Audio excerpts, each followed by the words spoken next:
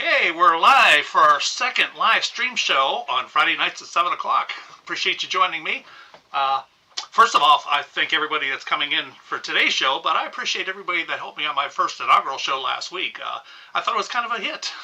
In fact, I was mentioned on a couple different podcasts, including the Luca C channel the other day, and I don't know, I consider Luca C like the top of the food chain.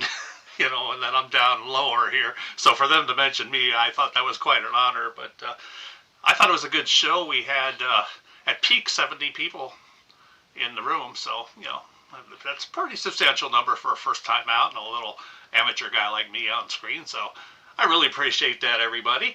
As far as the comments go, really have fun in the comments. I notice you guys do that, and I do it too when I'm watching somebody else's. You know, we kind of, you know, talk to each other and banter with each other down there. For me, for the most part, I'm going to try to carry the show for a while, and what I'll do is I'll glance at the comments, and, you know, I'll put you on the screen, at the bottom of the screen, if I think it's either interesting or funny, but I'm going to save the actual talking back and forth to our question and answer part on the second half of the show, if you don't mind. I just think it gives you a little bit better show than me trying to read the comments there. But I see people in. Okay, I see Micah Pops Models, Kevin Smith. Oh my God, Kevin's here, so you know there's going to be trouble in the comments there. Rand, John Paul, Jan Rensselaer from Spain is here. Hey, Jan, how you doing? Okay, so I'm hoping I'm coming in loud and clear. Somebody give me a signal. Let me know for sure if I am. So now I got the meet and greet out of the way. And again, I'm going to keep watching, but I'm not going to acknowledge everybody as they come into the room here. 32 people in the room. Okay, I'm kind of keeping track of that on my other iPad there. So again, I'll highlight your comments, but when we'll do the question and answer segment, you know, I'll bring you on there. Okay, so I want to talk about some of the upcoming guests too, because I'm already having fun just doing that. You know, I feel like the Tonight Show booking guests, but you know, tonight's guest is Kreg Woods from Kreg's Korner fame, and I'm sure you've seen his channel. If not, I'll have a little intro when he comes on. Right now he's backstage. We'll bring him on shortly. Be patient there, Kreg. Next week, Papa from Papa's Model Workshop will be on. Real nice guy. Well, he's not retired, but he's about my age, maybe a couple years younger. But he's got a really nice YouTube channel, and he's another one of those guys that does some good how-tos and whatnot. So he'll be my guest next week. Then the week after, I'm going to bring in Bryce Tempany, and Bryce is my sponsor from Model Maker's Workshop, who supplies me 3D products. And I have a link in the description for him, and you get 10% off whenever you buy. But Bryce, I thought he would be a good guest to have on here, because he can kind of really go through the wares of what he's offering, because he's really adding to his arsenal.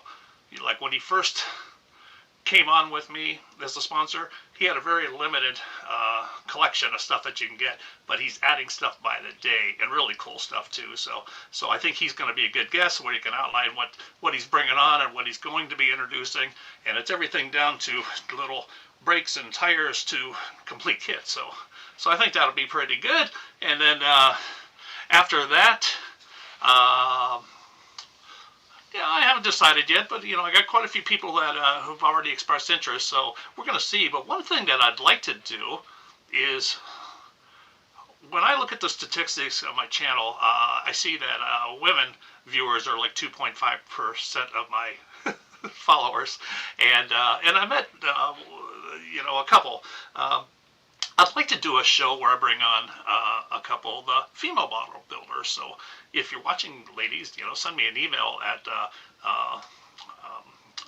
modelbuildingandretirement@gmail.com and let me know if you'd be interested, and we'll get you scheduled in for a show. But I think that'd be a fun show, you know, because that and, you know, some young people. I don't see too many young people. But the youngest guy I met is Mike in Detroit. Oh boy, I can't remember the name of your channel right offhand, Mike.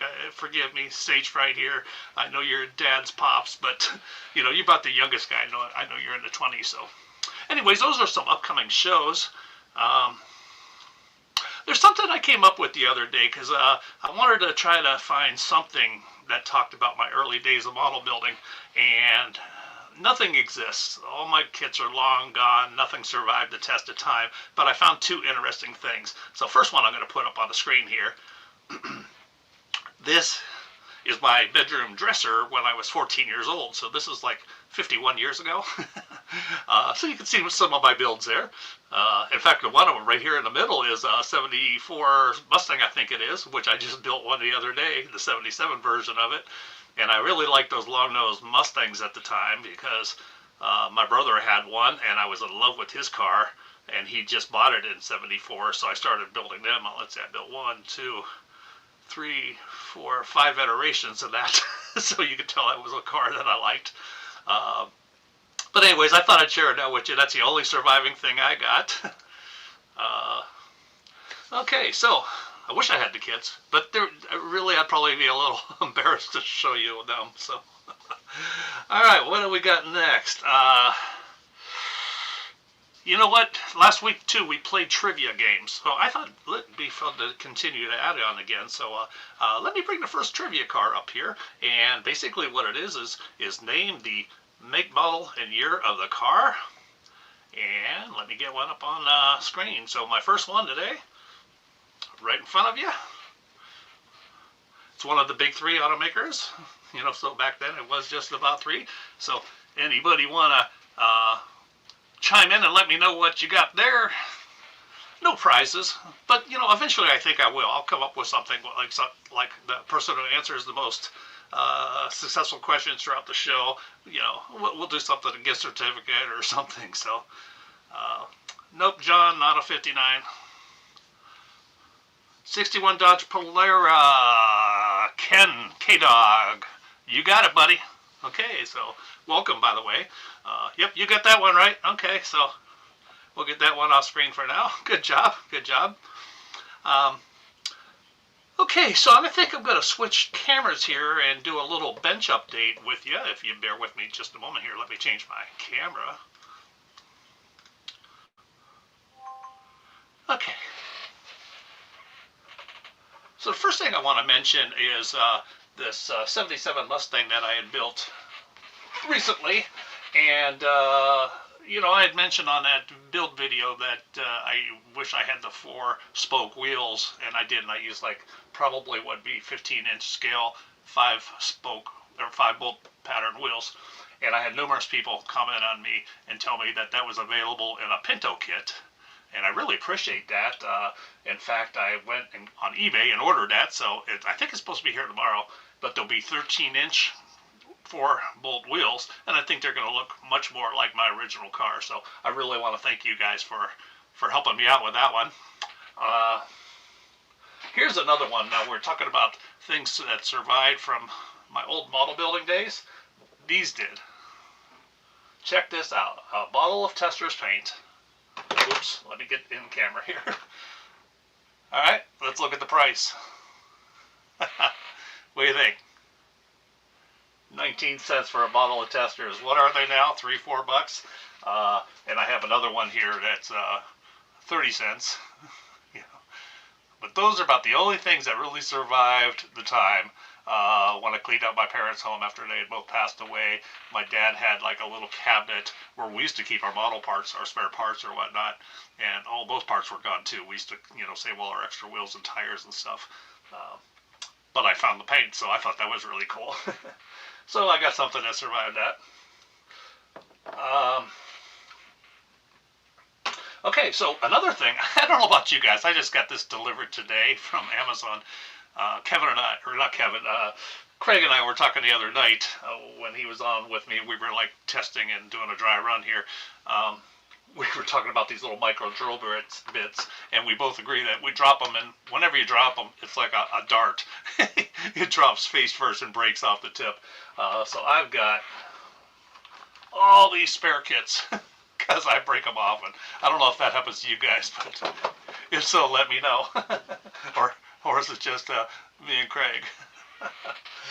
Okay, and then I haven't got a lot of progress yet, but on my next build that I'm working on, is the 1960 Ford Starliner.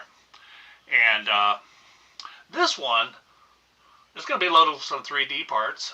So the engine I've got completed, and that's a Ford small block from Model Maker's Workshop. Nice little engine. I really love that carburetor. I love that carburetor. I hate to cover that with an air cleaner, to be honest. And speaking of the air cleaner, I have that setting by, waiting to do some chrome paint on it. And then wheels. I'm going to do some oversized, blacked out wheels. I think they're going to look good. And I'm going to try to slam the car. Right now, I haven't even modified the chassis yet, but I just tucked the wheels under there. So the car sit a little higher than I want. I want to really sink that car and let that one run really low.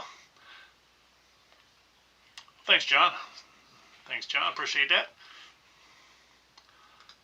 See, I'll put the comments up there once in a while. Okay, so, yeah, I'm going to be working on modifying that. And then for paint-wise, I'm going to be going, I think I just decided this one just probably 10 minutes before showtime, but I'm going to go with some Kaleido acrylics. So I'm going to go black. Sorry, I got to get in frame. I'm going to go with their straight black and two-tone paint job, and then I think I'm going to do my side with this very bright metallic green called Inferno Green. So it's going to be kind of a neat two-tone paint job there. At least that's my plan. I mean, I can always change my mind, but I'm going to try to stick with it.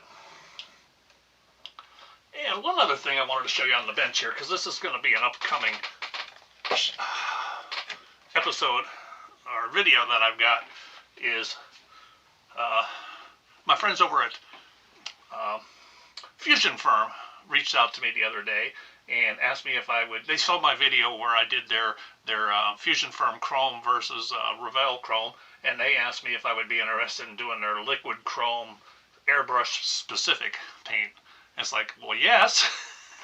So they sent that to me. So this is supposed to be all thin and ready for the airbrush, and I'm working right now on doing a video that'll be coming out here really shortly on that. So it'll be a full review, and I'll do a comparison to a couple different situations here. So that's an upcoming video. Okay, we'll switch cameras back here. Bear with me. Okay, there I am. Alright, let's see what the comments have.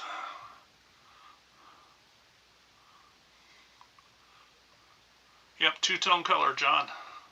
It's going to be black on the top, and I think the side will be that light green.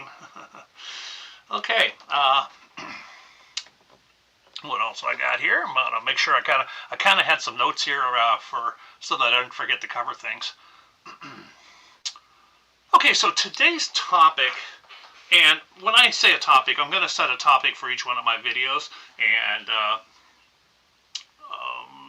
it's not going to be a hard, firm topic, but it's kind of the topic of the video, so, if we talk about that, fine, if it drifts off, fine. And today's topic is box stock and custom building, and, and the variations of it, from adding just spark plug wires to full-on 3D parts, or even a whole bunch of scratch build add-ons or whatnot. Kind of want to talk about that, and that's where Kreg Woods does quite a bit of that stuff. He does everything from box stock to some pretty amazing custom builds. And in fact, Kreg, when I found him on the YouTube channel, it's when I first got back in the building last January. So it's just, just a year ago, actually. So, I really wanted to learn, like, okay, what's all happened here? And a lot of the channels I watched, there were some really nice builds and stuff, but they didn't really teach me how to do them. It just made me like, oh my God, I want to build like that. But Kreg was one of the channels that really got into the details. I mean, he showed how to mix the paints, and he showed how to spray, and he talked about the air pressure, and he talked about the needle size of his guns and stuff. And he was very detail-oriented and very easy to understand and easy to follow, and his results were outstanding. And when I'm trying to build a model and learn from somebody, what I do is I cheat, and I will start at the end of the video and look at the reveal, and it's like, oh yeah, that's sweet, I'll go back and watch the whole video.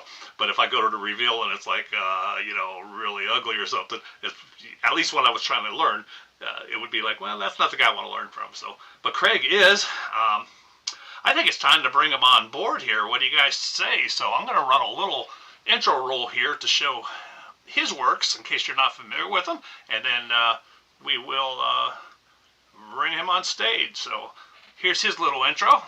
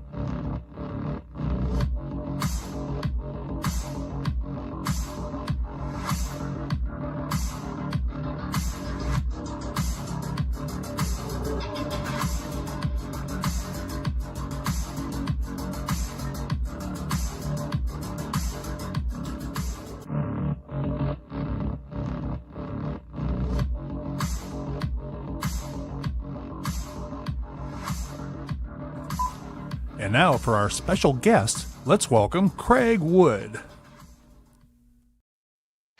Actually, it's Kreg Woods. Hey, Kreg, how you doing? Thanks for joining me. I'm good. How you doing, Ken? And hello to everybody out there. Good Friday to everybody. Yeah, I'm good too. Thank you. Really appreciate you taking the time to come on my show, because I've been a fan of yours, so it means a lot to me that you come on and join me on mine. Absolutely. Good. Yeah, I mean, I met you, and folks, if you haven't been to a show yet, it's a lot of fun. I mean, first of all, you see the builds of the shows and stuff, but you also get to meet some of the content creators. And I first met Kreg at the Columbus Buckeye Classic show last spring. Yep. And that was before I even started my channel. I think I mentioned to you that I was thinking about a channel. Yeah. And you encouraged me. You said, yeah, go for it, Yeah. But, the thing about Kreg is he's very approachable. If you run into him at a show, he will talk and talk and talk as long as you want to. I know I talked to him probably a good hour or so during that show. Maybe I broke off a couple times, but came back and talked some more because I was so fascinated in his work. And then we saw each other in Detroit after I had my channel, and all kinds of people recognized us. And I recognized him as soon as we were in line together. I look back and, hey, there's Kreg, my buddy. So, in fact, I got a picture of us both when we were there. There we go. And that's at the Detroit show. And, boy, I'll tell you what, we look like we were just having way too much fun there, don't we? It was a good show. So, everybody saw your intro. And I know just about everybody is amazed with that Bigfoot. That was So that's my crown jewel build so far. That's my big ticket so far. But we're working on another one, or it's in the shadows, but we're working on some. Yeah, good. I tell you what, that one was that's hard to beat, and that's why I selected you for this episode, because if we're going to talk about custom or something special, well, you can't get much more custom than that. In fact, let me get a couple screens up here. Like, here's a picture of your build from your channel. Yeah, that was about as custom as I could go. Is right there. That was about my limit. Beautiful work, though. Beautiful work. Thank you. You know what? I forgot to get that all staged up and ready, but I had a picture of me sitting on the swing. It was the intro of one of my. That was very cool. I like that. That was awesome. Yeah. Well, your stuff has been a good backdrop for me. I appreciate one day I'm going to have myself 3D printed sitting on that swing. That's my goal one day. You know what? I think I do. Let's see. I think I do have a picture of it. I just didn't have it ready. Let me see here.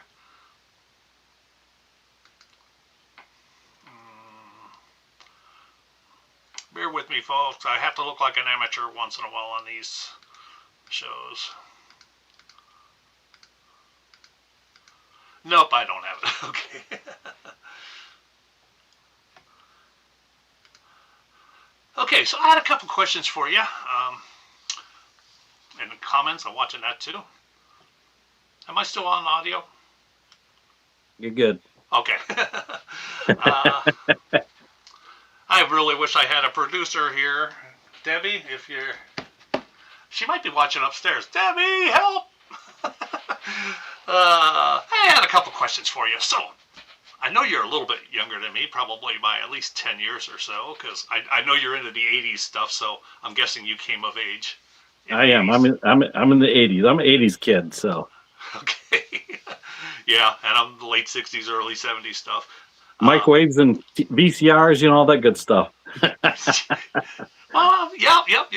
I remember when there was 8mm movie. I was into that when I was a kid. Do you remember that? Oh yeah. Okay. Yeah, I actually had an 8mm camcorder. It was had a little flip thing on the side there, and pretty high tech, back in the day. Sweet. So pretty cool. No idea where it's at now, but Yeah. I'm sure it's somebody's, I don't know, car tire radio knob or something by now. It's probably got recycled. I don't know where it's at. I save everything. I've got a drawer full of every cell phone I think I've ever owned from the old. Oh yeah, I could open an antique store of those things. Yeah, and cameras. Yeah. Okay. So, anyways, can you remember or tell me when you did your first build? Was it 10 years old, 15? I'm going to say it was actually very early. I'm going to say it's probably around 8 or 9 years old. And it was with my dad. He built a lot of models back in the day, kind of like everybody else's story. Built models as a kid. My dad was always at the table building models, just something fascinating. My dad was in the Air Force, so he built a lot of military airplanes, no tanks, not like that, but a lot of airplanes. I don't ever remember really seeing him ever build a car model, but a couple times. It was mostly planes, and a lot of times the big scale planes, stuff like that. It was always fascinating to me. So one day he broke down and bought us a model, my brother and I, and we ended up putting it together. And I tried to do some research on scale mates to try to, because for what I remember, it was a Ford van, and I think it was black plastic, but that was I just can't remember exactly what it was, but it was really cool. And it had decals on it. And of course I botched them all up, and I think it was a snap tight, if I'm not mistaken, but yeah, it was a long time ago, and I remember doing it, but I can't, see what it actually was, for that actual kit. But I do remember it was a van. I do know that. Okay. So my brother, he did one, and I got one, and it was kind of on from there. Cool. Other than that, we did a lot of little, I don't know what scale I had, the little tiny, like the small Warbird aircraft, the P-51s and the little Hellcats and all that stuff. We did a lot of little models like that. And I can't tell you how many of those things I've had. Of course, back then they were like, what, $2 or something like that for one, if that. Yeah, I used to mow lawns or whatever, use my allowance, and $5 I got a kit and all the paint I needed. Oh yeah, and that whole tube of glue that I could put on that model. Glue and a double cheeseburger. Yeah, that was the way to go back then. Yeah, I can't remember the first kit I ever built either, but I was probably about 12 when I started. Yeah, it's been some time, so I remember it to a point, but and I do remember it was a van, but that's as far as it goes. But like I said, I was trying to research it on scale mates, and I really couldn't narrow down which one it was. So I just, not 100% on that one, but I'm pretty close, I think. Now, did you hammer them out, or did you take your time and do your best? Oh no, they were just no paint, just out of the box, shake it a few times, and hey, there we go. Just glue bomb city, tube testers glue all over the place, and yeah, there was nothing fancy. I mean, probably the windshield had more glue on than my fingers, one of those type of things. They were rough, but I thought they looked good, I did too, yeah. When I got into it, it's like, hey, I used to build some cool models. But once I started building these with the nice paint jobs following your paint method, it's like, no, I wasn't doing good at all. This is good, Everybody's their own critic, so it's like, it was okay back then. But, times have changed. Good. Yeah. Okay, so what else did I have for you? Okay, yeah, so did you ever take a break in it, or have you just been building consistently throughout your life, or? I did the break thing a little bit, not really completely cut off, pretty much, like I say, like everybody's story, marriage, kids, all that stuff. Turned 16. I think I actually had my first car when I was, I think I was like 14. and I bought my first car. We used to work in the hay fields, and so we made pretty good money back in the day. And I seen this car, had to have it. Of course, we just drove around the yard, stole gas on Dad's tractor so we can drive it around, tear the lawn up and all that stuff. We called it moving real estate. And it was a good time. But so, anyways, cool. yeah. So I really didn't take a big break, but I did slow it down a lot. So I built pretty much all through high school, stuff like that. And I just really never stopped, but I never got into it heavy until just lately, just till the last probably 4 years. But I stayed with it. Didn't really keep up on the new kits. I'd just go into a store, back then Kmart sold stuff, and like, oh, hey, look at this. And I'd grab one and I'd shelf it. It'd sit on the shelf forever. And, maybe once in a while I'd get something down and work on it. I never had a place to work on it later in life. So it's just, I worked on it when I could, shelved it, got it back out. But I always kept building all along, it just wasn't. So I wouldn't say I really put it away completely, but it was just not as, all the time, I should say. Okay. Yeah, I did. I retired mine. Well, I think I built one or two kits when I was like 22 years old just for kicks. And they were just as bad as the teenage ones. But then it wasn't until this year. So for me, almost, it's funny, on my videos, like when I started my channel, I said it's been like 45 years. But I keep forgetting how old I am, and then I'm getting older every day. But it's been more like over 50 years since I was building. So. And folks, I'll tell you what, Kevin and I, we may stall once in a while because the other night, what was it, Wednesday night, Kevin? We did a dry run. Kevin, I'm sorry, Kreg. We did a dry run, and just to make sure we could sign on and do the show or whatever. We ended up just using this platform, but without going on YouTube. What, 2.5 hours? It was late. We started about 20 after 9, and it was almost around 12 o'clock. But yeah, and I kept looking at the little live button in the corner, like, and I think I even mentioned it. I said I should have hit the live button because this is good stuff.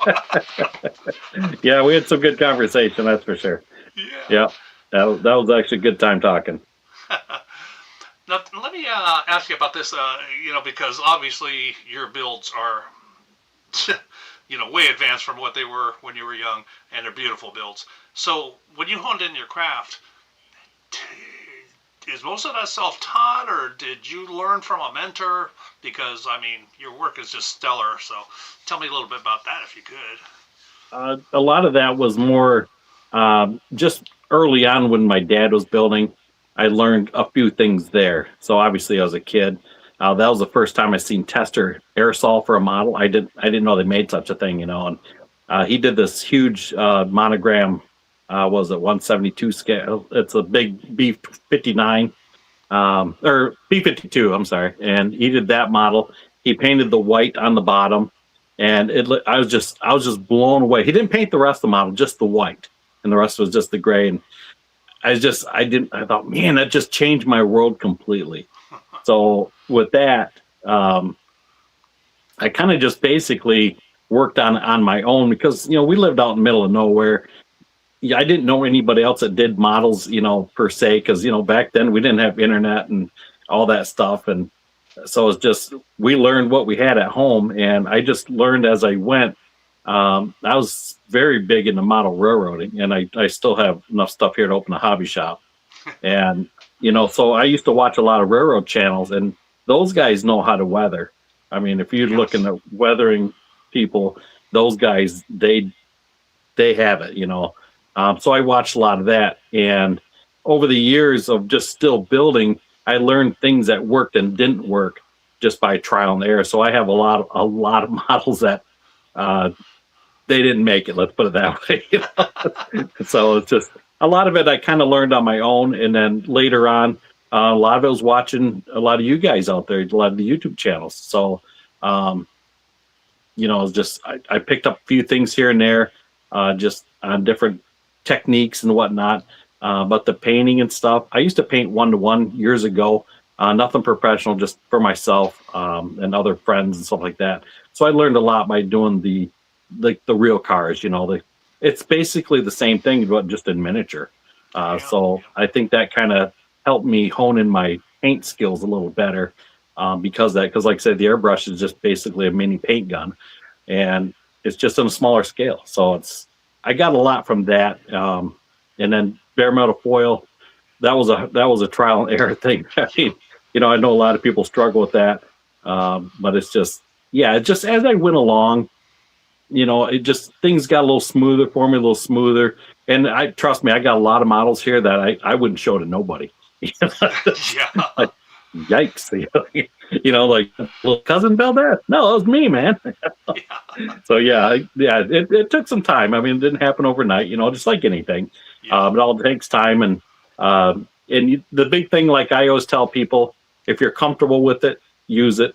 I mean, there's always that big debate with the lawn furniture paint and model paint. I mean, if you're comfortable with it and it works for you, use it. But it's things that you're honing as you go. And if you're going to step up to it, then do it. But the thing is, if you're not going to want to try it, you'll never get good at it. That's the other thing too. I mean, it's just you got to do it. You're going to fail. It's going to happen. But ultimately, someday in the end, it'll work out for you. Yeah. Well, I hope so, anyways. But I mean, that's what's been for me. It's just a lot of trial and error. And like I say, I watched some channels here and there and picked up different things. Like, oh, I didn't know. I mean, I never knew about Tamiya panel line. I didn't know that was a thing for the longest time. I seen it in hobby shops. Like, what's this stuff? Just so I learned different things by watching channels, and probably that'd be my most mentoring thing is other YouTubers out there. Just watching, because I really never picked up modeling books or anything like that. And my first show was actually one of the Detroit shows like 3.5, 4 years ago. That was my first model show I've ever been to. I didn't even know they existed. Now they're a fun thing, aren't they? Oh, I love model shows. Everybody's like, oh, they're so long. Well, to me, they're not long enough because I like to chit chat with everybody. And, and I'm looking at the time like, oh man, I still got to video this yet, Yes. I mean, they're just so much fun. I mean, I only went to my first shows last year, and I think I did 4 or 5. I plan on really doubling that this year, including Atlanta. I definitely want to do that because it looked like I missed out on a lot of fun there. So I love the Atlanta show. We're planning on it this year again, so it's I think that's one of the top shows out there. And I still like to do NNL East. That's another one on my list I'd like to do. Things permitting, we'll see. So we're definitely going to hit some of the Ohio shows this year and all that good stuff. And I think there's a few in Indiana we're going to try to hit. I'd like to do nationals this year down at, I think it's at October. I'd like to hit that one up. Fort Wayne, I think it is. Yeah, I think it's in Fort Wayne. And the big IPMA national. Yeah, I'd like to hit that one. 6 hours away from me, so I think that's doable. Yeah, I think it's like 4.5 from here, but I think it's like a 3-4 day show. It's I know it's a big show. It's pretty good, but we'll see. Yeah, good. Well, hope to see some more of those. Hey, I'll tell you what. Why don't we play another trivia game, and then we'll talk about some of this custom stuff here. Right. Yeah. Now you're a youngin', so I don't know if you're going to get many of these cars, Craig. Because, you'd be surprised. Okay, guys, we're going to do next one up here, and make, model, and year. That's pretty. I just built one of those a few months ago. That's sharp. Yeah, it was a nice kit. In fact, I plan on, I didn't talk about some of my upcoming shows coming up here, recording videos. But I plan on a couple of videos. One of them is going to be the Chrome Fusion Firm thing. 65 and Kella, Joe got it. Joe's Rush Shop. Oh, K-Dog got it too, I think. K-Dog got it too, yes. Yes, sir. Okay, K-Dog, that's 2 for you. Boy, I'll tell you what, maybe I should get something ready for you as a prize here. All righty, so we'll get rid of that one. Did you get that one, Craig? It was a Chevy. I should have put some 80s stuff in there. You probably would. No, that's all right. My first car is a 63 Plymouth Savoy 2-door with a 3 on the tree. I think I have like the 160 slant 6 with a 1 barrel. And oh man, Wasn't that 98 an mile ugly an car? hour, 98 mile an hour is top speed. That was it. Wasn't that the really ugly thing? No, that was was that the Flera or something like the Dodge made a really goofy. This one was kind of cool looking. They only built this model for 1 year. So it had the marker lights were on an angle in the front, and it had of course, it had 4 headlights. Yes, But, okay, I'm picturing that now. Yeah, it's yeah, like the '64 Dodge was similar body style. The back window was similar, but I think Mobius makes that kit because the '63 Johan makes the Fury kit. That's like a customizing kit or something. I wouldn't mind getting that, but I don't want to pay the Johan price for it. So, right. One day, if I can give me a 3D file for it or something, maybe I'll print one. But yeah, I know. So it's like James Tester has some really nice he's stuff. got some beautiful prints. Man, he's got some nice and you can prints. email him for a price quote or whatever. And the last quote he gave me, it was like $185 for the kit. And I would pay it, but I just don't think I'm worthy of it, building one of those yet. Right, I think I need to go through a couple more dozen of the Revels and AMTs and get better. You remember, I'm the new kid on the block with that stuff. So. Right. Yeah, James is a great guy. I like talk. We always talk at the model shows, and that's where I met James at the shows. And yeah, he always has beautiful builds on the table. I mean, hands down, just great work. Great work. Yes. In fact, we talked recently. He's accepted an invite to be a guest on the show. We just haven't picked a date yet. So. Oh yeah, very nice. Very nice. Yes, absolutely.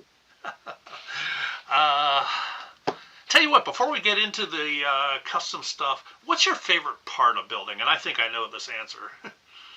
Paintwork, Ken. Paintwork. I knew it. Yeah, me too. I love the paintwork. I could paint a model, put it back in a box, and move on to the next one. I love the paint side of it, and I try to challenge myself to get it to be like, how good can we make this? Like how good can we do this with little effort? It really disappoints me. I get something that's just all dust in it and everything else. Like, oh man, you kidding me right now? But so that's, like I say, that's one of those learning things. I learn different things. I notice every time I tip a model and I spray underneath and I tip it back, now I got a bunch of dust in it. So it's like, okay, where'd that come from? But yeah, painting is. You know how to fix it. Yes, but painting is my favorite thing, hands down. So I paint most all my body work. Almost 99% of it is an enamel, usually MCW, and then anything underneath the body is done in lacquer, either Tamiya, or I use a lot of. I've been using some more splash paints. I've been doing a lot with the Kaleido paints now. Just trying different things, but Tamiya and MCW is my 2 top hitters. That's usually what I do the most here. And, like say, thinner is key also. Thinner is key when you're doing paint work. It's, you'd be surprised. I've tried different thinners. I've got a 5-gallon pail of like thinner from back when I used to paint. And I tried it on one. Of course, it was too hot. It melted. Just try it on there. I tried on a junker kit, like a bag kit I picked up somewhere. And, and then I got this other thinner. I can't remember where it come from. It was it was one of those red tester cans you get like at Hobby Lobby, and it thinned out nice, but the shine just wasn't there. So Mr. Hobby's my big thinner nowadays. I love that stuff. I know there's other alternatives out there, but I get the best results with that. So I like using the MCW brand yet? Yes, I have a bottle of that here. That also works very well. So that works pretty good also. But I found for metallic paints, I will use the Mr. Hobby Rapid Thinner. And then my solid colors and clears, I use leveling thinner. I see. So it's because if you use that leveling thinner, if it's got big panel lines, or if you scribed it, if you do metallic, sometimes a metallic will want to walk away once it's trying to cure, because leveling thinner is just letting it sit there too long, and it just walks out of the gap. With Rapid, it lets it dry quick. So that's how I found that works. That's been my to-go-to lately, and that's been working pretty good. So far. One of the things that I found that kind of helps me with that is dusting very lightly along all my door gaps at the same time that I'm getting all those, wells and stuff. Oh my God, I'm giving you advice. Yeah, well, I've done that too. I I hit the door gaps first and give it a little bit of a tack up first. But lately I've been finding I'll paint, say if I'm doing a blue car, I'll paint it with blue lacquer first. And then I'll do the blue enamel top coat on top of it. And that way there, if the enamel decides to walk away, I still have that lacquer blue in the center, and you never know it. I mean, that's worked really good for me doing that. So that's sort of like on the one-to-one cars where people do a tinted primer kind of. The same thing, kind of like a base coat, clear coat. You know, just you put a base coat down, then a tint on top of it. Be the same theory basically. That I found that works really, really good. And then you don't have to hammer the main color down as heavy, because sometimes, enamel can be thick, if you don't do it right. And this way here, you can thin it down just a little bit because it's already covered in that said color. So I found that works really, really good. Okay, good. Appreciate the tip. Yeah, I mean, that's... So what's your worst part on building? My worst part? Yeah. I tried to stay away from detailing on a lot of things, but that's kind of getting to our next subject here. Worst part, I would say, I don't know. Sometimes I don't care to do interiors sometimes, just because they're time consuming. That's kind of my slowdown, because it's another visual of the car. Because the paint, obviously you look at it first, but you got that guy that's looking in at it. They're always looking in interior, or if you're at a show, you ever watch judges, they'll come in there with a little light in there and they're looking at everything. Oh, you're going to see that big glue gob I got in there holding the whatever. And, because I always feel you can hide a lot of stuff with interior, but in reality, if somebody's really looking at it, you can see the flaws pretty good. Okay. I like detail in the interior. I watched those guys and it's like, oh my God, I didn't realize they look like that. Yeah, I know. I'm the same way. Like, what are you doing with the light, man?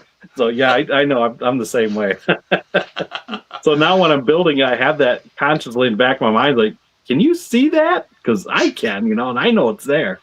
But then of course I get the, oh well, it is what it is. It's yeah. But what my worst part is? It's probably going to be surprising to most people, because it's probably the simplest. It is marrying the final stuff, the chassis to the body. Disasters keep happening to me when I get to that stage. It's funny you say that, though, because yes, that is putting the body onto the chassis. I mean, I've had some kits where you're in there with a screwdriver, just like shoehorning it on there, like, oh, and I'm waiting for the window to pop out or something. That is another frustrating point there. So I've been down that road many times, and there's some kits that just fall in, just nothing to it. But yeah, a lot of them lately, they're pretty tight fit. Yeah, I usually turn my camera off. I don't usually video that part, because I teach myself new words and make a sailor blush. Just like whoa, I can't believe this. Unbelievable. That, or I'm afraid of getting that glue mark on the paintwork from holding it. I used to wear gloves once in a while, and I don't have good touch on my fingers, so I can't tell if something's on my finger with the glove. So I usually try to avoid gloves at that point. That's a good point. Just because I can't tell if it's on there, and I pull my hand away and I feel the glove sticking to the paint. And I thought, oh, here we go. It's like, yeah. So speaking of interiors. Yep. I grabbed this one from one of your episodes there, but what beautiful work that is, the details. But the seatbelts got my attention. Yes. Tell me those were tricky to put in to do lap belts. So what I use for seatbelt material is Tamiya tape. I'll take the tape and I'll take a wider gauge tape and I'll fold it over so there's no adhesive on it. And I'll take a metal straight edge, and the side that's, obviously not the fold side where it's got a nice clean bend, where the two ends come together, because you don't have to make it perfect. That's why I use a wider tape. And I'll take and just slice it down with a straight steel ruler. That way it'll give me that nice clean edge. Once I do that, I'll take it over to the paint booth. I'll paint it. I'll put it on a skew, and I usually put them on 2 skews sometimes, just let the weight of the other skew hold it so it don't blow all around. And that way I can get all the way evenly around. And I just make sure I make it long enough obviously to go through. So I've been doing seatbelts lately. A friend of mine, Bob, over from the Midwest Scale Model Group, he was telling me seatbelts that's a big thing these days. So I thought, you know what, I'm gonna incorporate that in a little bit more and work on that. But they're getting easier to do as we go. But I have a file that I print for my buckles and everything, because that's obviously key. So my first my first seatbelt thing I just did the front seats. I had a convertible Mustang. It's that brandy wine colored Mustang I did with the white wheels. I didn't even think, but I didn't do the back seat, and I thought, well, that was goofy. I did the front seats, but not the back.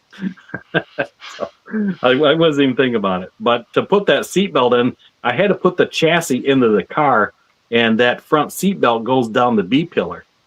So what I did is I notched a little hole in the side of the kind of the trim, slid the belt and left it really long. Then I was able to put the interior tub in, and then from the bottom pull the seat belt through with a pair of tweezers. And I had the clasp on there for the seat buckle, and reached in with a real long skew, and with a little bit of glue, and I tabbed it to the top of the B pillar. It was a little tricky, but it looked really good in the end. So I'm sure there's a different way to do that, but that was just my way, and it worked for the time. Yeah. Well, I got to tell you, I mean, I don't think it matters how you get there. It's when you can Right. pull it off It's like the that. end results of what you're looking for. Exactly. Yeah. So you were talking about doing your own printing. So on this Bigfoot, you did all that printing yourself, right? Yes. Yep. Yeah. The tires had a couple different prints. You guys that do 3D printing, it's how you angle the print, where you get your supports. And the tires I did those at one time, and I got too many support lines here, and I can't sand them out, so I repositioned them, and it's just, so after a while, you kind of get figuring out what looks the best, and you got to sometimes make multiple prints to make it look good, or change your settings or whatnot. And of course, at that time when I did that, I just got my new printer, and I bought a whole bunch of different resins, so that's why a lot of stuff's in different color, because I was printing it with different resins trying to see what worked better. But yeah, so that's nice to do it that way, because if you do mess something up, you can just reprint the file in color a day. Yeah. There's the finished product. Yeah. That model weighs about 2.6 pounds, I think that weighs total. So it's pretty heavy. Yeah. Awesome. Yeah. So a lot of 3D resin in there. I definitely watched your build video, and if folks, if you're watching, you haven't seen it, you got to go watch that. It's a really good one. And you know what? As I was scrolling, finding this slide, I did find that one. Oh, there you go. There it is. Yeah. So that was Detroit. Yes, that swing, like I said, that was. I went to the 100th anniversary show in Dearborn for Ford when they had their 100-year anniversary, and they did a big weekend event, and they had every single car ever built by Ford there, all across the world. So they had cars from Australia and everywhere. And they had all the Bigfoot trucks there, every truck Bigfoot made. And that truck was there with the swing on it. So you could take and sit on the swing and have pictures taken, or stand in the wheels, whatever you wanted to do. And that's what gave me the idea for the swing, was from that picture, from going to that show. Yeah. I figured that'd be just a nice touch. But man, that was a off-camera situation, putting that swing in there with those chains. Yeah, when I saw that, with me and my green screen fun, it's like, that was what I can do awesome. with this picture. That was awesome. I love that. That was great. So Speaking of your stuff, you build such nice stuff. This was the Detroit show too, but Kreg made this. It's just beautiful. The motor suit. Yeah, I got a camshaft. Yeah, I got a camshaft file off Cults 3D as a free file. And it was, funny thing was, it was the only file that was free that looked like a real cam. The other files you'd had to buy, and it looked like something that'd go on a Fisher Price toy or something, just goofy. And, just put some letters on there and got typed in Detroit Skyline, and, switched it over to SVG and file, and, just kind of moshed it together and made a print out of it. So it turned out pretty cool. Now, this one obviously was a little bit outside of the box stock. That was my very first out of the box build, way past more than what I would normally do. There's a lot involved with that. And of course, a lot of it was I wasn't planning on certain things until I got into it.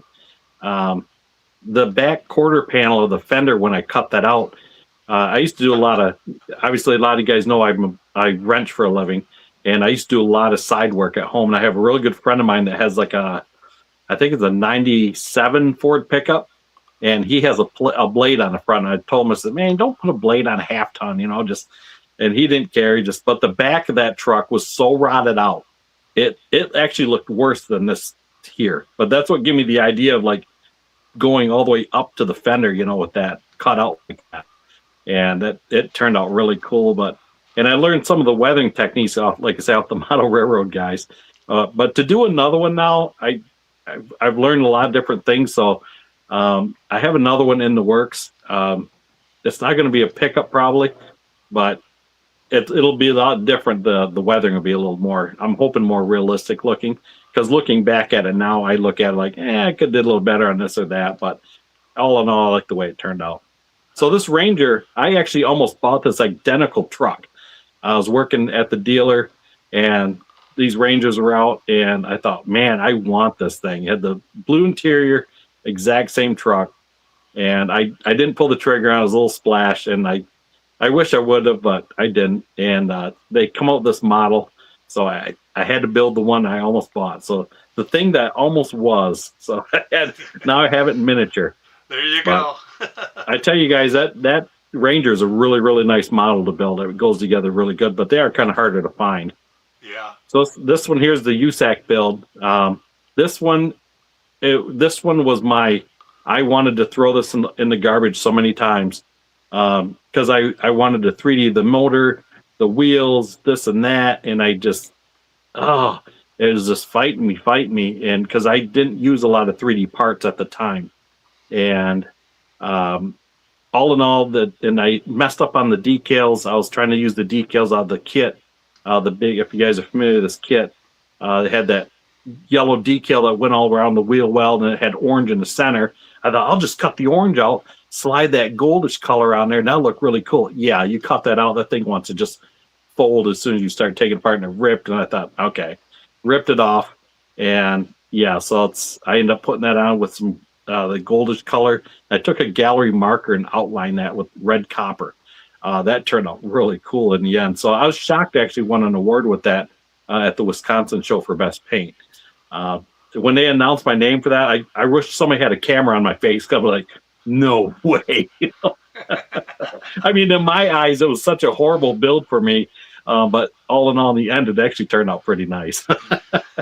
So I ended up putting the original engine back in it, but it did keep the 3D printed wheels. Those are off of Porsche prints. I can't remember, some Clara or Caballero or something. I don't remember what they're off from, but I saw the wheels. I thought, those look really cool. And I used the same colors I used on the car. That worked out really good. Yeah, it goes together real good. Yeah, it flowed really nice. And I messed up on the back. That's why the gold goes down. Like I say, it was one of those nice mistakes, that like, oh, this will look nice cover up. So that's why the gold is down there. And I thought it turned out pretty good in the end. Right. I don't know if you could see Chet's comment here, but he's referring back to the truck there, talking about he thinks weathering looks great, but after doing all that work, he can't bring himself to do it. I don't know about your process, Kreg, but Chet, when I do my weathered cars, a lot of that weathering work is done on the front side of it. So it's not like I invested time to make a beautiful model and then dirtied it up. I kind of dirtied it up and put the holes in it and all that before I even go to paint. So you know. So on my truck, on my truck, I did on the snowplow. Like you're saying, Ken, I started before even any paint got put down. So I drilled the holes.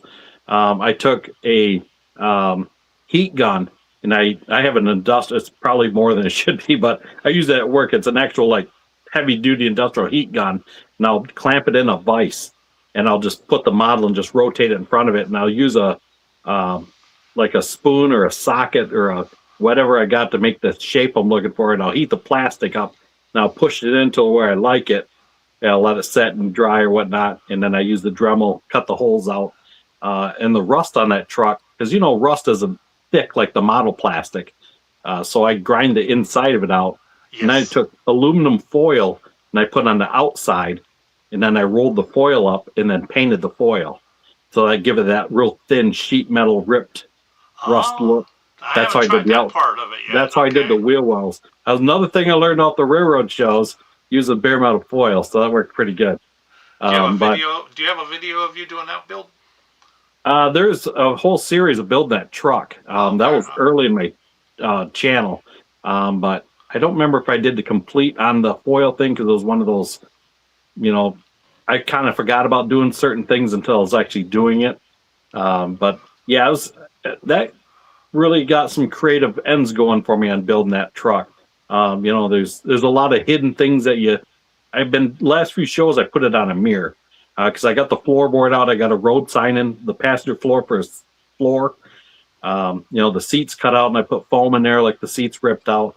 But my only thing I never did, because that is basically in retirement now, is I wish I would have filled the dash full of cigarette wrappers, whiskey bottle, just McDonald bags. I wanted to load the interior, because that's what a real snowplow truck would look like. Yes, it would. And my snowplow truck is clean, like it was detailed inside, other than the ripped seat. And that was my only thought. I thought, man, I should have trashed the interior of that thing. It's funny. I had a situation once where I got burglarized, and they hit me bad. They cleaned me out. It was probably about $40,000 worth of stuff either damaged or stolen. But my neighbor saw this truck pull up and parked funny in my driveway while I was gone. And he said, I was suspicious the whole time because that just didn't look right, But, right. It all unfolded. So he paid enough attention to that. So I asked him, I said, well, give me a description. I mean, did you get a plate or anything? He says, it had hamburger wrappers and milkshake bottles and all kinds of cigarettes and stuff on the dashboard. But he didn't get a plate or anything, but he remembered Right. Yeah, that's awesome. Funny. Yeah. All right, so we're looking at is that a T-Bird there? 87 Thunderbird Turbo Coupe. I actually have that same car sitting in my garage right next to me here. So yeah, that's one of my. I mean, I know it's not a lot of guys' car, but I love that car. I had an 85 right out of high school, and I was so proud of that thing. And of course, the turbo went out of it, so had to change it. So we ended up putting a fuel injected 5-liter in it, and that was a really fun car with that. But so yeah, so out of my model stash, I probably have 15 of those models here. And it's funny, I've only actually built 2 in my life. so yeah, but it's a great kit. It goes together very well. And the bare metal, the red stripe is bare metal foil. I took bare metal foil, painted it red with enamel, and put it on there, and I cut it out just like you would normally do. And that's how I got the red stripe on there. Yeah, I saw your video on that one. Yeah, that was a good tip. Yeah, hey, folks, that worked. I think it's time to bring you all in, too, because we're just about an hour already into the show here. So if you have questions for Kreg or myself, we're going to keep on carrying on here, but if you get questions for us, I'll monitor those much more closely, and we'll interject and answer your questions, if either Kreg or myself, or if you just have some comments about the box stock versus custom builds. So we'll carry on, but if I see comments come up with a question, I'll put you on and we'll talk about it. Okay, so let me get back to some other pictures I had here. Bear with me. That one was pretty. That one looks pretty much stock. Yeah, that's a straight box stock build right there. Yeah. That's MCW Candy Apple Red. Beautiful. That's a factory color they used back then. Okay, what do we got here? We got a question for you. I don't know if you could see it. Weasel wants to know if you're going to go to Buckeye Show. I think you said you planned on it, right? Yes, Weasel. I think we are going to go to the Buckeye Show. It's so far in the plans, so it's that's a great show. If going this year again, that'd be my 3rd time down. So, and it's always great talking to you every time we go. It is a good show. Yes. And Weasel promised me he was going to explain his name. Oh yeah. So there's going to be a story there. So Weasel actually gave me a bunch of mirrors at the Ohio show the one time. So some of the big mirrors I use, I actually got those from him. So thank you for those. Those have been very helpful. Okay, he says he'll come up too then since you're going. Good. See? There we go. All right. What do we got here? Looks like an That's Oldsmobile. That's the 86 Monte Carlo SS, the Chevy Monte Carlo. Okay. See, I start losing my. Yep. So that's the. This is the car, the red interiors in that you showed earlier with the seatbelts. That's in this car. Special shout out to Beagle 55. Hey, Ken, that's my brother Dave out in Denver. Thanks, Dave, for joining me. He's the one who I did the Corvette show when he went to pick up his Corvette at the Corvette Museum. So, very nice. And half the cars I built that were reminiscent that I always saved my brother's car, half of those cars were his. Oh. and then some were my other brother. Right. Anyways. All right, what do we got else here? Okay, I think I've gone through them all. Let me check here. See if I missed the first one. That Chevy was painted with the black cherry MCW. That's an original color for that car as well. So that's why I like the MCW colors, because they're actual car colors. Because that's a PPG paint, and they actually use the real car formula. So that's why I like it also, because if you're looking to get that authentic one-to-one look, that's the best place to get it. That for the enamel side of it, anyways. I know there's a lot of other companies like Splash. They use the actual colors and everything else. But yeah. Yeah, I love their paints, and it's like the Kaleido. People think I'm trying to push the Kaleido. Well, I'm not. I mean, they are sponsoring me, but it's an alternative because a lot of builders can't use the solvent stuff. But Sure. I got some real diehards like nothing but MCW for me. Yeah, I get it. I get Well, it. If I can you- put my camera here, I've got about 50 colors of MCW sitting here waiting to Yeah. go on kids. But I'll tell you that Kaleido, though, I mean, there's like zero smell to that. I was shocked, painting that. I was shocked. There's like, I mean, I don't smell good anyways. I can't smell scents to start with. But I know for sure, I mean, there was like nothing in that paint. I could hardly smell anything. And I tell you what, the colors are beautiful in the sets they have. That automotive set I have, the colors are just amazing looking. So they did a really good job on the color mix. So like I said, I'm working on a two-tone Ford pickup here that I'm yet to reveal the process of it. That's where we go into that box stock versus customizing. So I had to put it away for a bit because it's like, so on the shelf for now. Not this shelf, but the other one. I hear you. I put that one in the backyard, so that one's out the pasture for a bit. Let's see. I saw something from Kevin. I lost it, but Kevin had one. And by the way, welcome, Paul, from Left Coast. I tuned into your show last night. I dozed off and was late to your party. So I was there just as you guys were signing off on your podcast yesterday, but thanks for joining me. But Kevin had a question about favorite manufacturer. Kevin, I'm not sure. What do you mean? Do you mean model kit manufacturer or actual car? There you go. He's got that. So I think that's a question for both of us. So for me, there certainly isn't a real manufacturer that I have a favorite of because I'm what I call a car slut. If it looks cool, I'm in. I've owned Chevys and I've owned Fords and I've owned Dodges and Pontiacs. If it looks cool, I'm in. I'm not brand specific. Model-wise for me, so far Revell is the winner. I mean, AMT has some cool stuff that you can't get from everybody else, so I like those. But the Revells are my favorite, and I do have some of those. Mobius, but I haven't built them yet. So, how about you, Craig? What's yours? Obviously they're not around anymore, but Monogram was my favorite kits of the day, which now pretty much Revell. And thankfully for round two, that they brought back a lot of these old AMT classics, but some of those molds are pretty rough. If you don't mind the flashy flash, it's.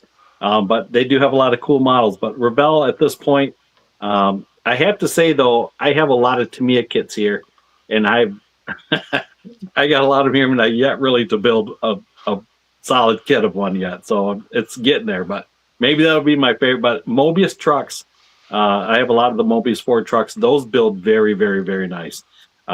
Usually they got a little warp issue once in a while here and there. Not a bad fix, but once you get that out of the way, Mobius trucks, I think, are they're top notch, for their stuff. But I was a Monogram fan back in the day. I still am. I see a Monogram kit.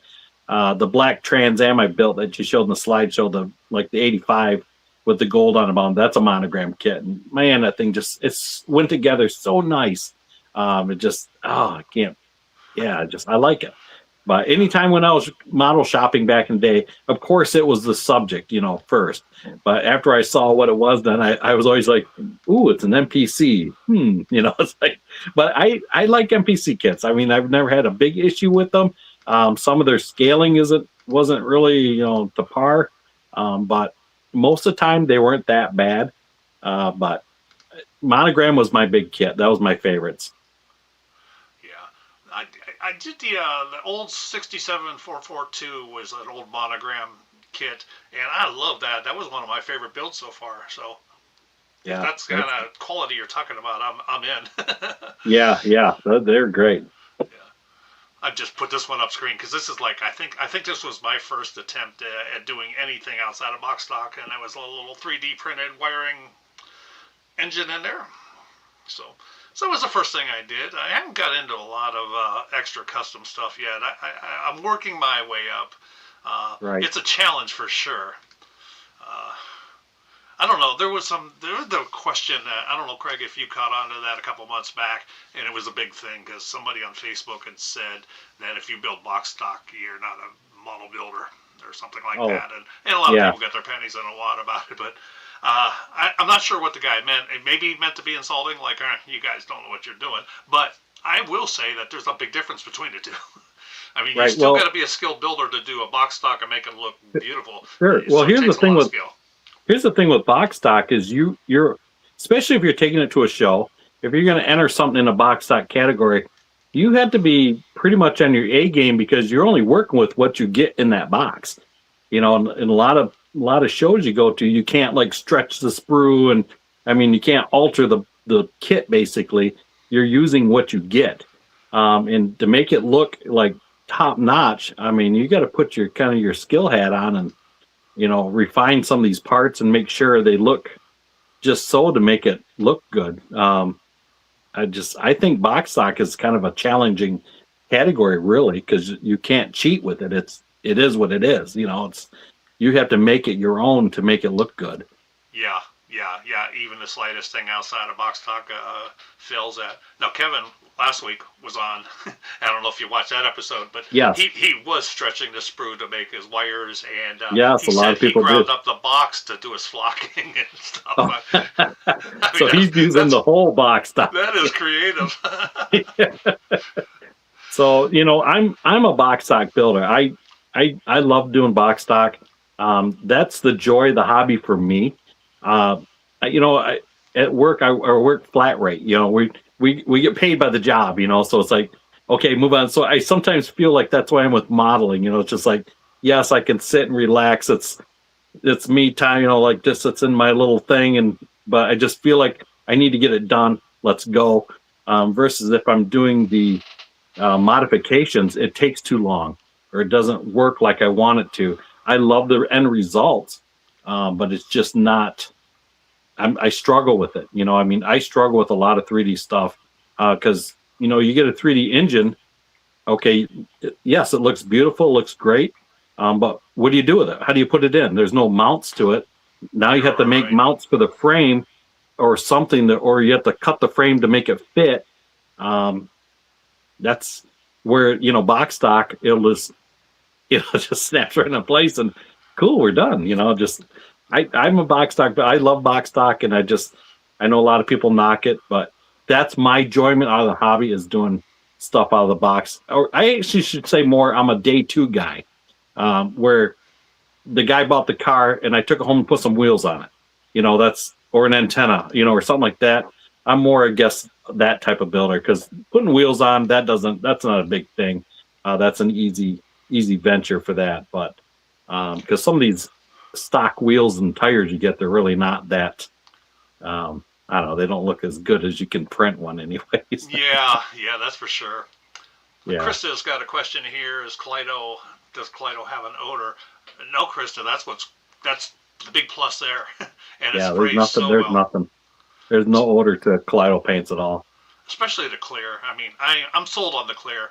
I mean, you could use any other acrylic for color if you want to, but if you top it with their clear, you're Their going to be clear able to is sand and buff and polish really nice. so the clear is very durable. I was shocked how durable that clear coat is, because you could actually clear it, let it set, sand it, and then clear it again, and it turns out really really nice. And it's very durable. I mean, Yeah, it's very durable. It's easy to work with. I'm a fan of their primers. I think their primers are amazing. yeah, So, yeah, they are especially if too. you're looking for that odorless primer, and they dry so quick. Because I did a video on it, painted a red car with white primer, and it covered so good. Oh man, it covered just like nothing to it. And I thought, wow, this is pretty amazing stuff. Yeah, Using Tamiya spray rattle cans, that's what I always used to use for white, or Mr. Hobby Surfacer 1000.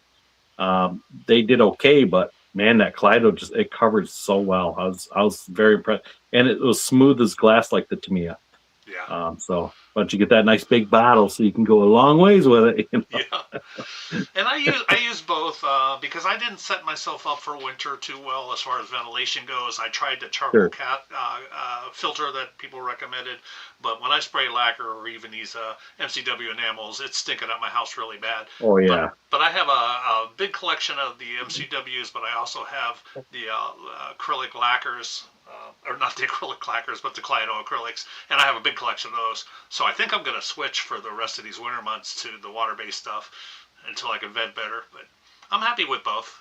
It takes a yeah, little yeah, practice to get either one yeah, down. yeah. It does, and I'm the same way. I'll switch back and forth. I'll just, kind of use what's handy. I'll just run with that, and if I got it sitting right there next to me, I'll put this on here for right now and run with that. What's your favorite Kaleido color paint? Micah Chester's. By the way, Mike, I was Yes. talking about you earlier in the show about being one of the youngins, and I couldn't remember your channel name. Yep. I was tongue twisted because of stage fright, but Chester's models. Yes. I don't know if I picked a favorite color yet, but some of them are really pretty. Like this green that I'm going to be doing, the Inferno green that I was talking about, that's going to go on my 60 Starliner is pretty. Do you have a favorite color, Kevin? Well, the color I like on there is that I like that oak green they have in there. I did my two-tone Ford truck with it. I like that oak color, but the orange they have in there and the yellow is beautiful. It's a solid color.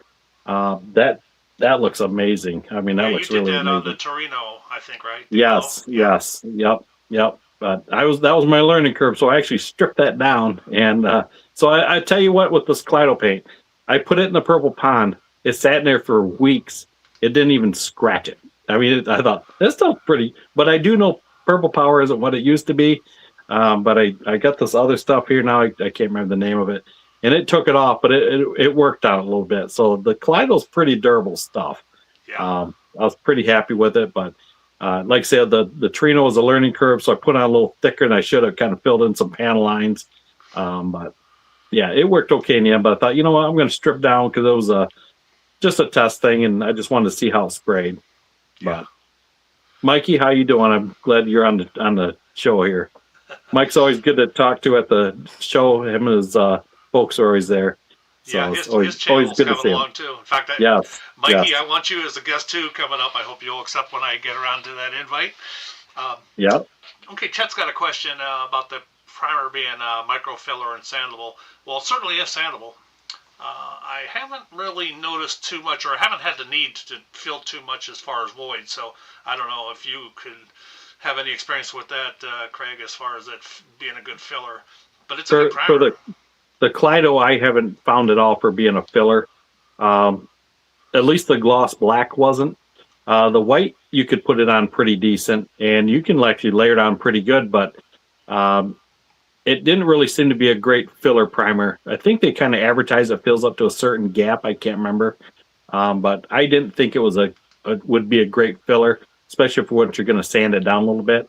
But obviously, like anything, you put a few coats on it and sand it in between, it'll probably work pretty good for you. It depends on what you're filling. I mean, obviously you can't fill a big gash or something across. Like, ooh, hope she fills. But other than that, it does fill a few things, but your minor scratch and stuff, because I wet sanded it, and the white seemed to do better than the black for what I used. Because when I did the black color, it was gloss. So that maybe makes a difference. But I've only used the gloss and then the matte white. But the white did do pretty good. I don't know how big a scratch it'll actually fill.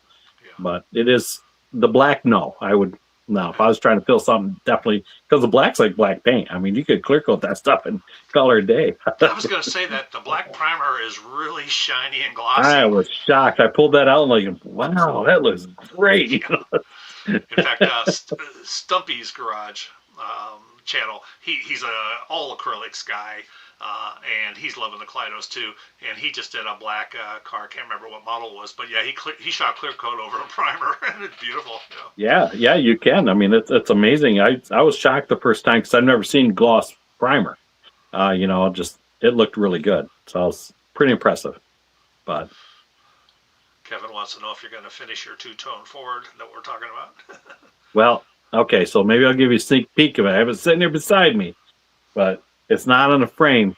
So this is the Superstone's truck, and I got a video coming out on it. But so what I did is I pinned the box and the cab together, because I don't know if you guys have ever built this truck. It always seems like it sits weird. It don't sit right. Well, I found where the hinge problem was, and it's basically where the cab bolts onto where the kind of like the center support for the cab. It's too high, so it wants a rock right there. But I've got a video coming out that I kind of show the working of that to kind of correct that, to get that more straight. But for now, I actually took and drilled into the box, and I took metal rod like the piano wire, and I super glued, like CA glued them in, and then I held the box up and kind of just scratched the paint a little bit, and I drilled the holes on the other side, and I slid it together, and I put a couple pieces of styrene in the center to give it that gap. So it turned out really good.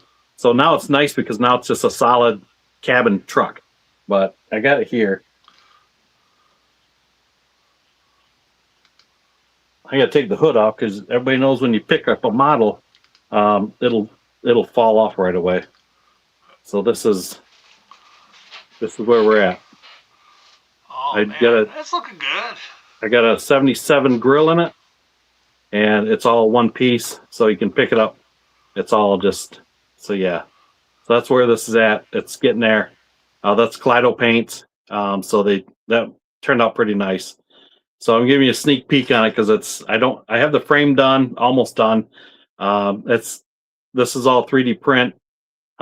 We put windows in it, the little side windows, 3D printed grill. 77 grill is one of my favorite grills, so that's why I had to do that. But there we have. That's the Superstone's truck. So it turned out pretty good so far. Yeah, that's gonna be pretty. Good job. Yeah, so I'm working on it for our Saginaw show. So a little throw out there. You guys are in the Saginaw area.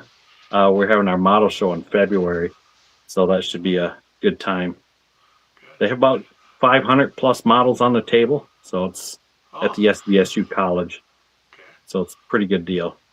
In fact, Kevin Smith had a question earlier too, asking if you were at Monroe or Toledo show 20 years ago. But I believe you said you only went to your first show like 4 years ago. Yeah, my first show was Detroit. Okay. So that's I kind of wish now looking back it'd have been kind of cool going to some of these shows, but just never got to any of them. I did the model railroad shows. I did the railroad shows forever, and I've been to tons of those. But my channel originally was going to be model railroading, and we ended up deciding, honestly, watching Matthew from Model Car Videos. Wife and I ended up getting sick years ago, so we're down for a week. This was years ago, and there wasn't a lot of channels out there then, and she hadn't just stumbled across it as we're sitting there, and we started watching. I thought, well, maybe I'll switch because I already had my room already in process of building it. It was already on its way being built. And then I ended up switching over to model car instead because I always built model cars and I already had quite a collection of them, so we just ended up going that way. So the railroad stuff's in the other room. One day I'll bring it out and maybe start working on that some other time. So that's how the channel became Kreg's Korner, because it wasn't supposed to be geared just towards model building cars. It was all models of everything. But, with YouTube's algorithm and everything, it's kind of hard to, without having separate channels. So Yeah. I figured, well, we'll just keep it at one and done and go that way. It's just easier. I have a bunch of Lionel stuff. I usually do a nice big massive Christmas display that's gotten out of Oh, control. yeah. Fills the whole front room almost. Yeah. In fact, it was so big that this year I just didn't even have a chance to do it. But Right. I got one of my engines right up there on the shelf because Yeah. that's all weathered up from the weathering that I seen on the video. So I like to display that instead of it packed away in a box for a once a year Sure. display. Okay. Any more questions, folks out there? They've been some good questions, so keep them coming. Keep the comments coming. Okay. So we are at an hour and 20 minutes here. Or no, an hour and 20 minutes. We'll go to 8:30, folks, if you have any more questions. So I've got to start checking out the shows and put my list together. But I know it's going to be Columbus. I know it's going to be Detroit. And Kevin was telling me the other day that Detroit's usually 2 shows, but that spring show's canceled this year, right? The spring show, they're not having it this year. It's going to be the fall show, I believe, and it's going to be in there. It's going to be back at the old, the Macomb College is where it's going to be held, like they always had it before. Okay. The last venue, I guess, was a little more expensive, a little more issues with it than they, intended on. So sounds like it's going to be back at the original show. So they're not having the spring show this year. It's going to go back to the fall show, which is okay. I like that other venue they had, but yeah, you got to do what you got to do. So, our club has moved our show a couple different times just because they needed more room. So now we have the SVSU College in Saginaw. And that's a big. That's going to take a long time to fill that up because it's a huge auditorium that we have it in. So that's looking forward to that. So I'm trying to get some of these builds done. And of course, a lot of the shows we got coming up, everything's the 250 anniversary for America. So it's all red, white, and blue. So I see a lot of shows across the country are doing that. So I got a special thing I'm working on for that. So I'm hoping to get that done. I'm not sure if I want to do videos on it yet. I've already started on it. But I showed Ken a little bit of preview on it a little bit the other night. So we'll see how it turns out. It's going to be cool. You have to be. I hope so. I hope watching so. his channel. Subscribe to his channel if you haven't. I hope it turns out. So it's going to be a diorama. I give you that much. That's it. But yeah, so I'm working on it. So it's in process. But I got a lot of work to do, and just like smoking a band, this short time get there. So just. If time's on, it's just, of course, like I say, I procrastinate and everything, and just now the shows are in play. And so I'm trying to get a bunch of stuff done. I retired a lot of my models from the shows. A few of them I won awards with and whatnot. I don't like taking them back to the show if I've won something with it. And I think if you're really looking at the rules on like some of the IPMS shows, if you won something with it, you're not supposed to re-enter it if I'm remembering right. But you can always take it and just not enter it. But so I got a lot of them I'm just retiring because they've been around the show scene a couple years. So I've only got about maybe 9 now to take. So I need to build up the inventory a little bit, get it kind of going. Because I usually take about 15 to 16 models to a show. I figure if I'm going to go, I might as well make it worth my while. I know. I got to get to building too, and now that I'm doing some more of the custom stuff, it slowed me down. It slows you down. It takes you a lot longer to build anything. And custom. that's why I don't like doing a lot of custom stuff because it slows you right down to a crawl. I can hammer out a box stock kit easily in probably a week. I'm more of a 2 to 3 week builder on per kit to make something look decent. But if I had to, I can. We can hammer it out in a hurry. As long as I get it painted first, let it cure a little bit, and then we can work with it from there. So Okay, that's why I like. Chet's got a question. I'll go first, Chet. So Chet's asking how much research do we put into our builds before we build it? Well, for me, Chet, a lot of mine are the ones from my childhood. So they're either up here or some photographs. But anything else, I'll what I like to do is I will go to the car, like, it's the car for sale websites, like Auto Trader.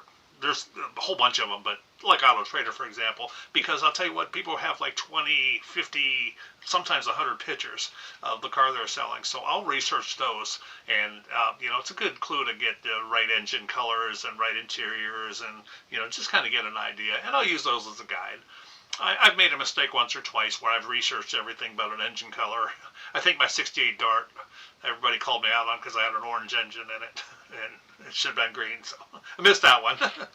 How about you? What kind of details do you do? So I like to do for research. I always Google everything first, and same as you, I'll type in whatever car it is, Google search it, and then if I want more in depth, kind of like the Chevy SS of the Monte Carlo, I typed in 86 Monte Carlo interior, and I'll that way there, because you'll be surprised, because it's like websites that people are selling things, so they're going to give you nice shots of the interior, like the seat belts. I wanted to see how high they were, where did they go into the panel, stuff like that. You can get more detailed pictures that way by looking at it.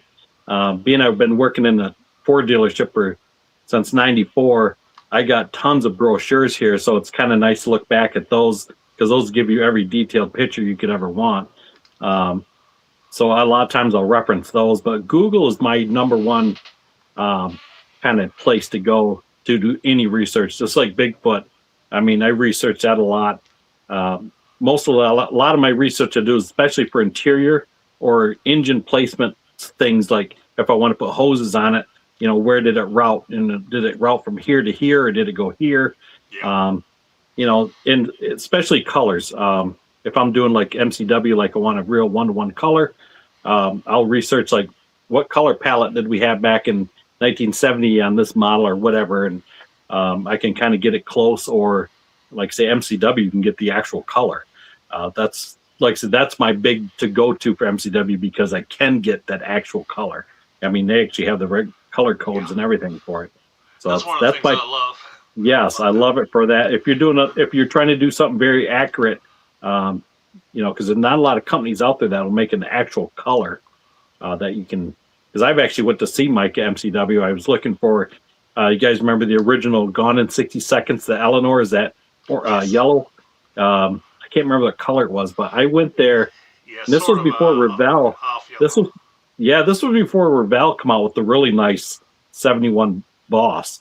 AMT had that same model, but yeah, it wasn't nothing even close to the Revell one.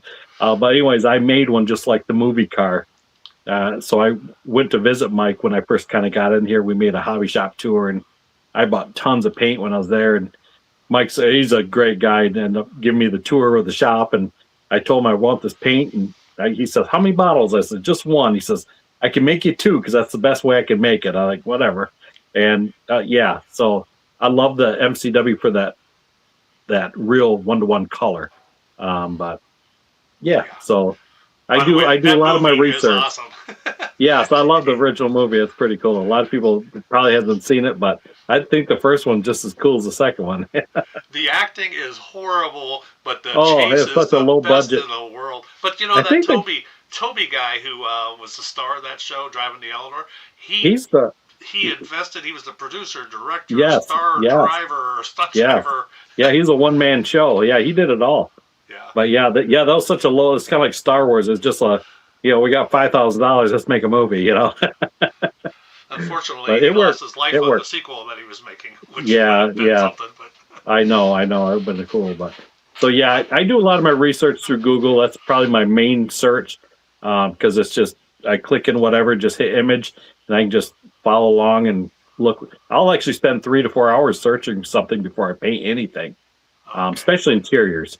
The black Trans Am, I didn't realize they had like a charcoal insert into the tan. I didn't even know that existed. So I like, oh, cool. Just didn't know that.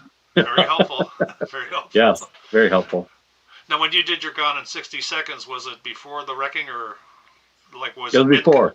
Yeah, okay. No, it was as he's pulling it out of the garage when he first stole it. When he opens the hood and shuts the hood down, to try to kill the alarm. Yeah. It was that moment, but I didn't have the hood because that car had the flat hood out without the hood scoops. Yes. So I didn't have that. So I actually painted my hood black, and that car had all yellow hood on it. So Okay. that was the only difference on mine. But the rest of it's pretty much like the movie car. I thought about doing similar because I have a Boss kit that I've been pillaging parts from. Yep. So not all the parts are there anymore.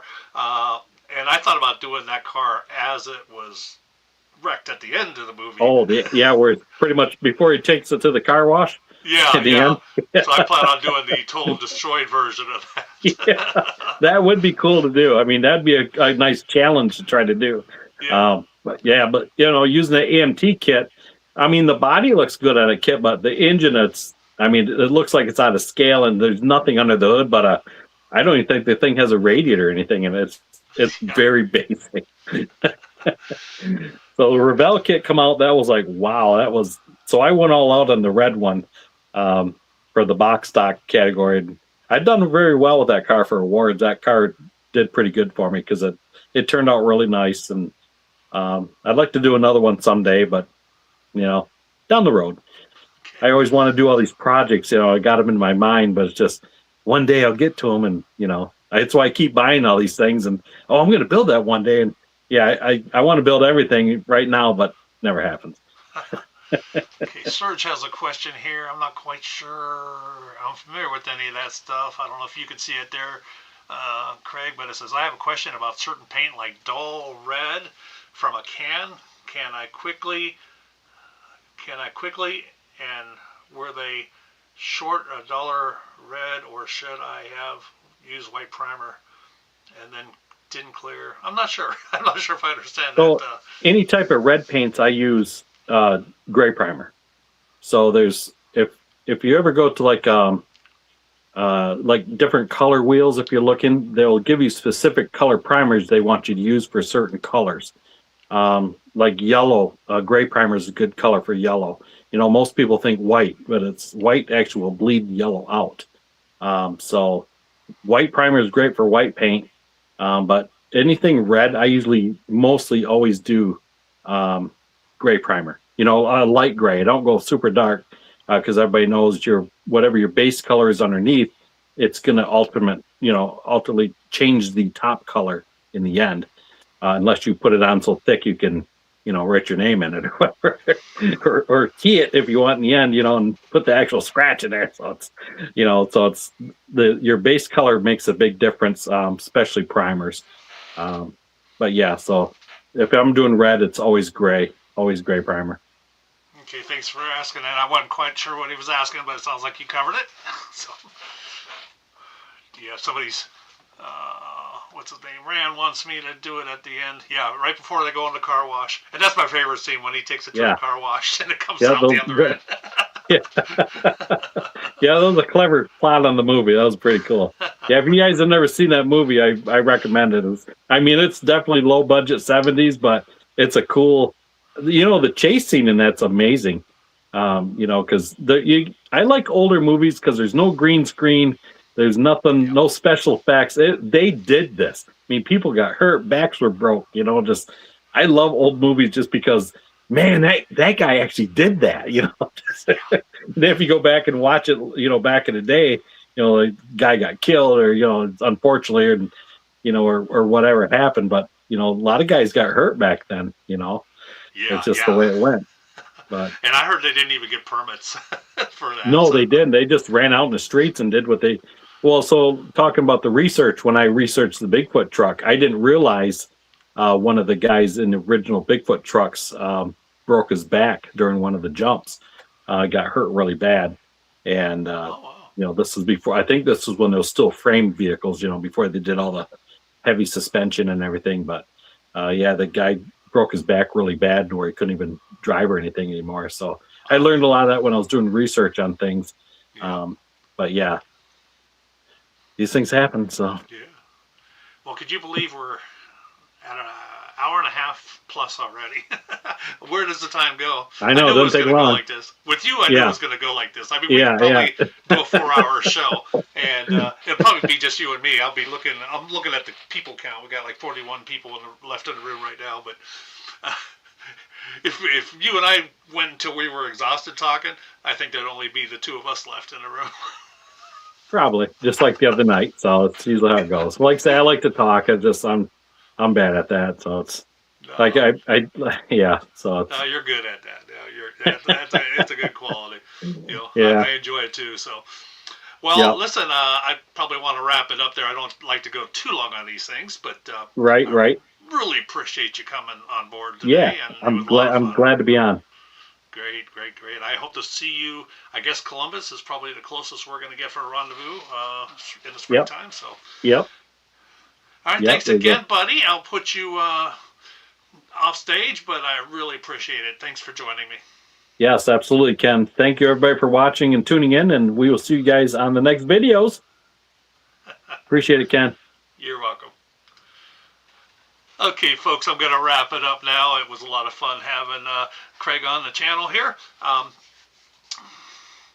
And if you guys want to ever go back and watch a replay here, and you're not sure how to navigate or find it, if you go to my homepage and you move over to the word live, because it's not going to be under your regular videos or shorts, there's a tab called live, and the recorded versions are there.